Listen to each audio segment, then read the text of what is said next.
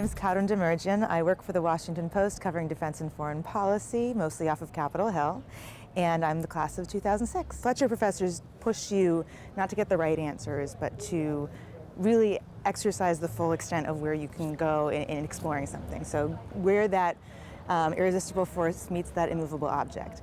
And even if I'm not addressing the same subjects always, that sort of dogged stick with it, unpack it until you're a place where it all fits together and makes sense is critical for reporting, especially when you're dealing with politicians who are trying to spin stories. And if you don't kind of, one, understand the issues, but also understand how to make people get you to the place where it actually clicks and makes sense, you're gonna miss a lot of stories. The first real journalism job that I had that really got everything going was an internship at the Chicago Tribune's DC bureau.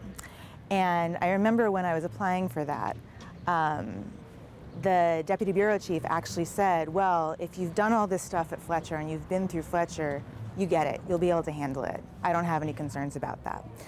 And that's actually what I think put me above other people for that particular position, because you know, I had seen many, it's so hands-on at Fletcher, right? I had worked on various projects that actually took me to DC and, you know, had worked on, especially because I was focused on legal matters. That has a lot to do with how the legislative lawmaking process works. So I wasn't even, frankly, covering international issues for my first few years in journalism, but the Fletcher training, they were so sure that I understood how to look at everything with a critical eye that the deputy bureau chief said that to me straight out, and I have to say that I don't think he was making that up.